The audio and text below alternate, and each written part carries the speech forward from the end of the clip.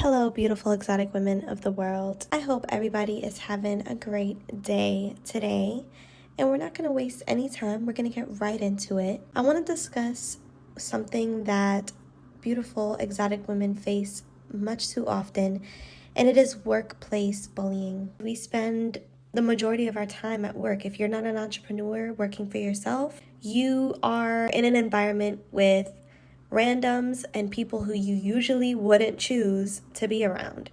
And so when you are an exotical or a beautiful woman in these spaces, you tend to attract attention, male attention as well as female attention. And the attention can be both negative and positive.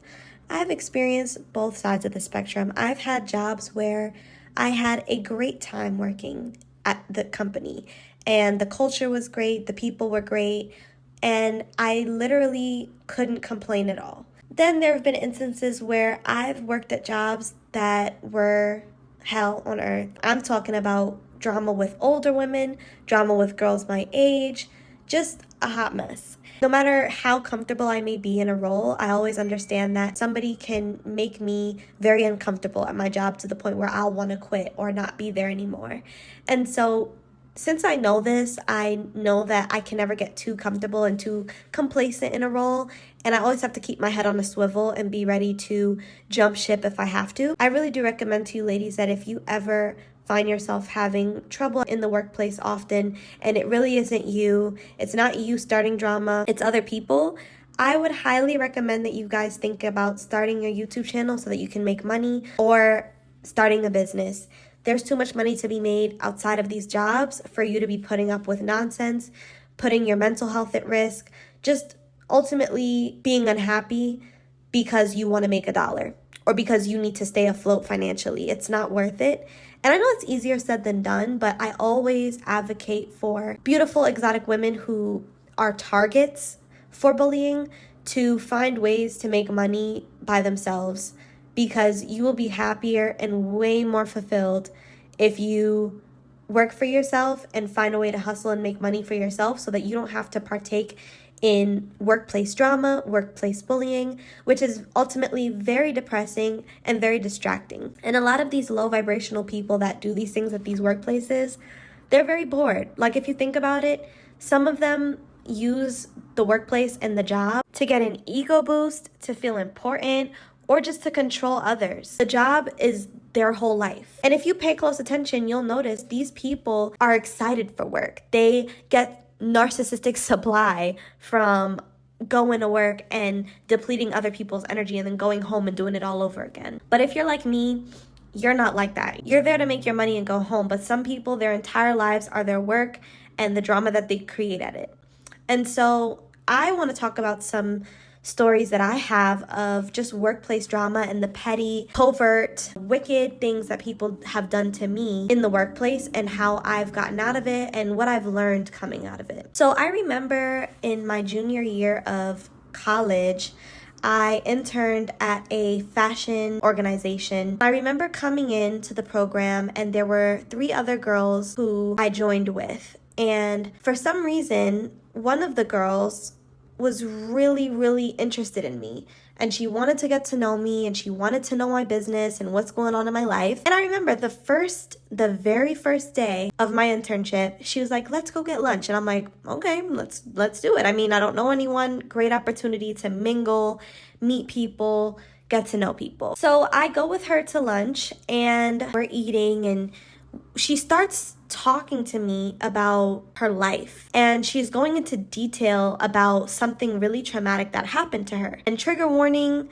this has to do with SA. She starts to talk to me about how she was coming home from a party one night, and she was in a taxi. She was going home in a taxi cab, and she told me that her taxi cab detoured from the route that he was supposed to go to drop her home, got out of his car, got out of the front seat, got into the back seat, and began to try to essay her. And she's telling me all this, and in the back of my mind, I'm like, I just met you. Why are you talking to me about something as traumatic as this? Why are you telling me this? I'm a stranger. And I was just so confused as to why she would tell a stranger all this stuff about her. It was very graphic, and she went into a lot of detail. And then she immediately said, "So tell me about you." And something went off in my mind where it was just like, don't tell her anything. And so I didn't. I didn't tell her anything because I don't trust people who lead with trauma stories and lead with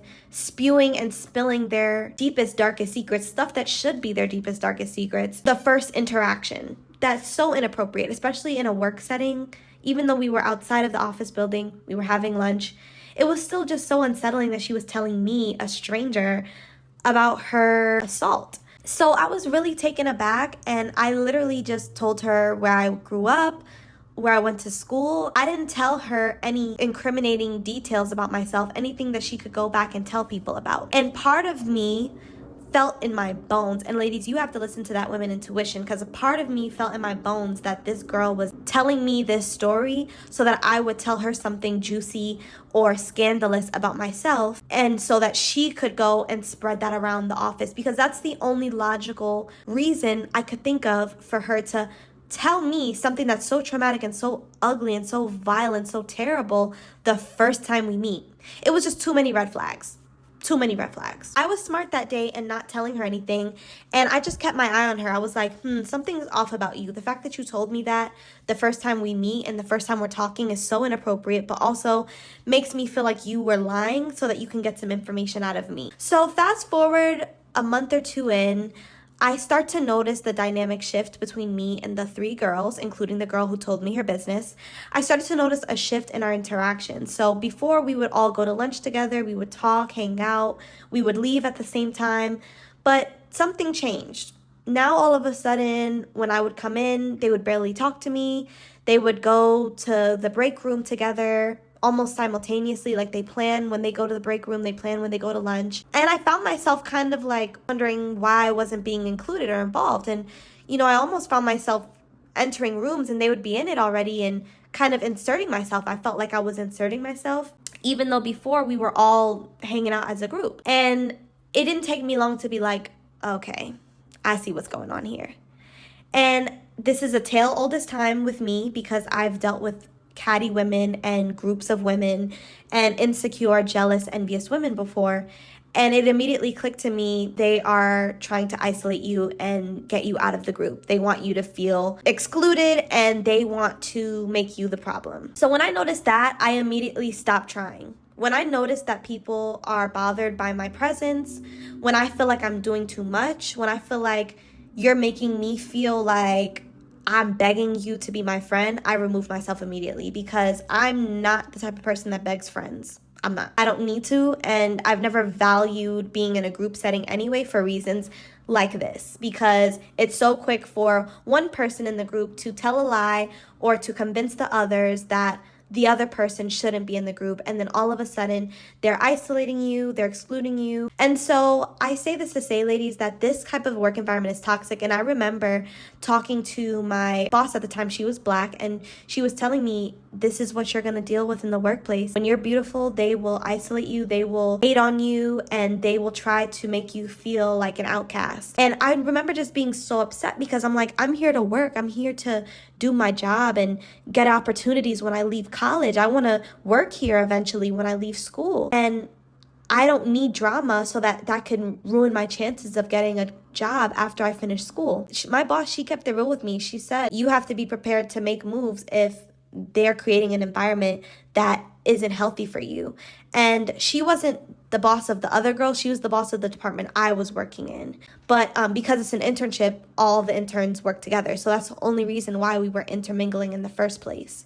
So she really couldn't do anything to stop the drama from happening. So it was just this whole thing. And I just remember me trying to go back and get a job like when I finished school, and I wasn't hearing from the HR lady. I wasn't hearing from the people. But the girls who excluded me and mistreated me while I was there, ironically, they stayed at the company after school finished. So part of me felt like after the internship finished, part of me felt like after that summer was over and we all went back to school and they stayed, they tarnished my name so that I couldn't come back or get a job there again. And this is really dangerous, and I want you ladies to listen to me good. It's dangerous when you're dealing with envious, petty women who, when they can't have their way with you, when they can't get information out of you to use against you, when they can't intimidate you or threaten you, what they do is they go for your job security and they go for the jugular, which is your finances and your stability. And so left that job in the past, of course, but it never sat right with me that I lost that opportunity potentially because I had people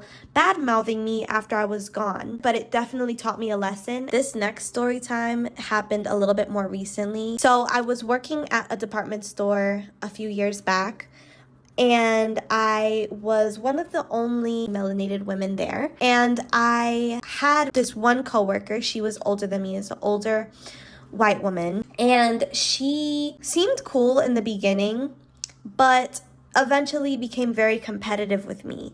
And when you're in sales and you're working in a department store, it can get very ugly when you're trying to get a sale and you're trying to get that commission and you're trying to build your clientele. And I was in a luxury department store at that. So this is like the big leagues where you have your own phone, you have your own clients, they call you when they're coming in and they want to buy things from you. This was that type of thing. And so this older woman had been working at this department store for years, like 15 years. So she was a vet. And I came in and I remember people telling me, just be careful. She's been here a while, has a strong personality. And I was just like, oh, okay, no worries. She seems cool, but let's see. And a few months in, I realized what they were talking about. So she became very competitive. She started going behind my back and servicing my clients. She would steal my sales. She would just be very conniving, and she would just be very covert with it. So she would smile in my face a lot of times, but then would go behind my back and try to do things to undermine me and undercut me, and ultimately, again, mess with my money, mess with my finances, mess with my stability. And I never did it to her, so I didn't understand why she was doing it to me.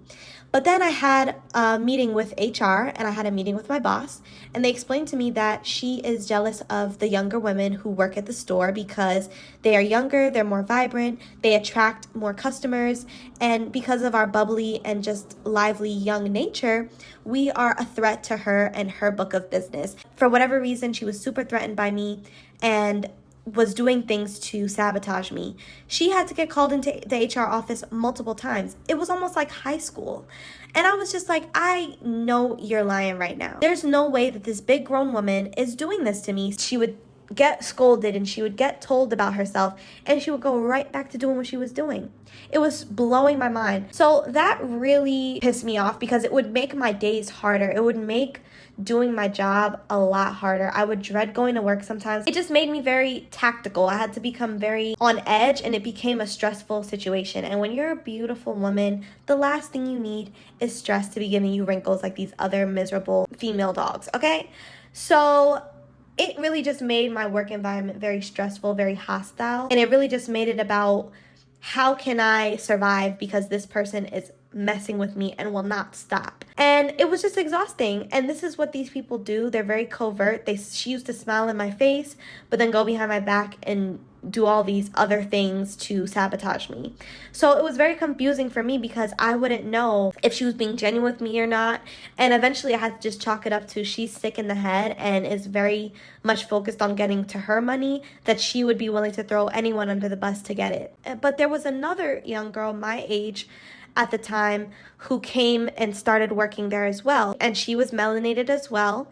And I was like, perfect, 2 black girls about to be working together. And it was great in the beginning. We would have lunch together, we hung out outside of work, it was cool. One day she started bringing this other girl around who also worked in our store, but she worked in a completely different part of the store.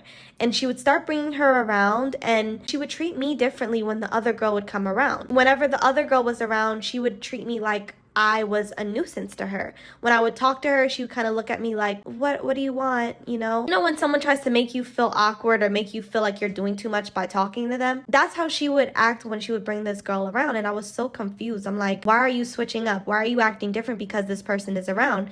And it just made me feel like there's something going on behind my back for you to be acting like this when this other person comes around.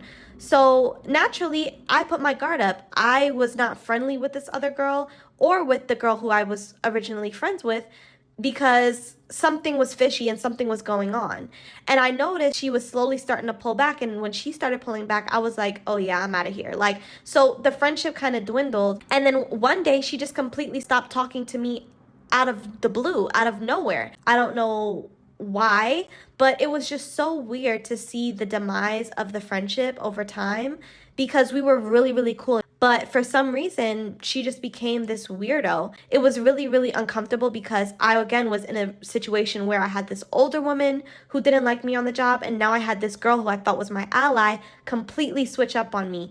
And to make matters worse, you guys, to put the cherry on the cake, she became the assistant of the woman who I had problems with.